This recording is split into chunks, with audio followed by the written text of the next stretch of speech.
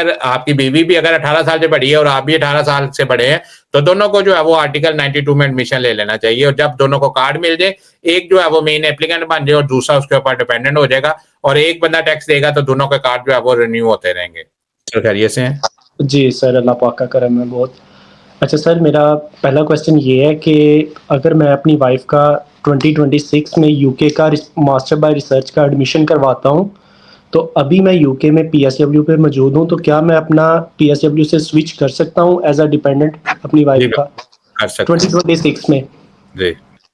ठीक है। और सर दूसरा सवाल ये है कि आर्टिकल 92 को अगर मतलब कि डे फर्स्ट से जब प्रोसेस स्टार्ट किया जाता है, तो उसके बाद मतलब कि कब अलाउ हो जाता है आर्टिकल 92 पे? जिस तरह यूके में एनआई पे वर्क करना अलाउ होता है, वैसे ही पुर्तगाल में वो कब से अलाउ होता है? और क्या आर्टिकल 92 पे जो है ना वो डिपेंडेंट अलाउ होते हैं कि नहीं होते? सही है बेटा। देखो, ये जो आर्टिकल 92 है, ये पुर्तगाल, पहले मैं आपको पुर्तगाल बताता हूँ पुर्तगाल है क्या चीज। पुर्तगाल में अगर आप चले जाते हैं, फर्ज करें आज आप पुर्तगाल में लैंड करते हैं, तो सुबह आप जाके निफ और निस नंबर 2 नंबर बनवा लेते हैं, एक दिन में या 2 दिन में अगर आपके बन जाते हैं, तो तीसरे दिन आप जो है वो वहां पे लीगली काम कर सकते हैं। लीगल से मुराद आप कॉन्ट्रैक्ट भी कर सकते हैं, वहां पे काम भी कर सकते हैं, वहां पे टैक्स भी दे सकते हैं।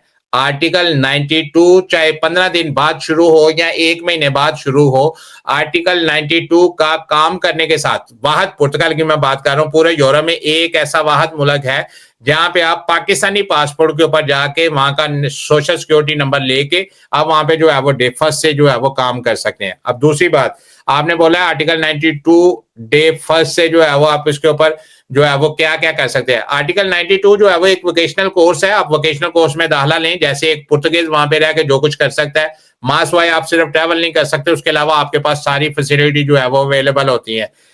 तीसरी बात जो आपने पूछी है वो ये पूछी है कि इसके ऊपर जो है वो डिपेंडेंट अलाउ होते हैं या नहीं होते।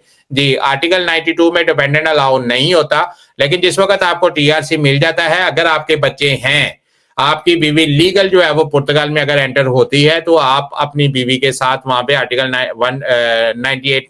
98 में करवा सकते हैं। 122 में जो है वो आप 198 में जो है वो फैमिली यूनिफिकेशन पे आप उसको जो है वो अपने साथ कंबाइन कर सकते हैं, अगर आपकी बीवी लीगल वहां पे आई है।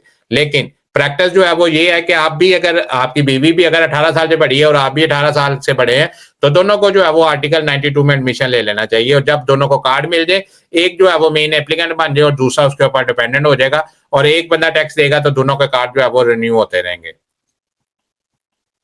जी सर, और जिस तरह हम मतलब कि डिलीवरी अकाउंट्स वगैरह बना सकते हैं, तो क्या हमें ये भी परमिशन होगी फिर पुर्तगाल में? जी बिल्कुल, तो डे फर्स्ट से आप जो है वो बोर्ड के ऊपर काम कर सकते हैं।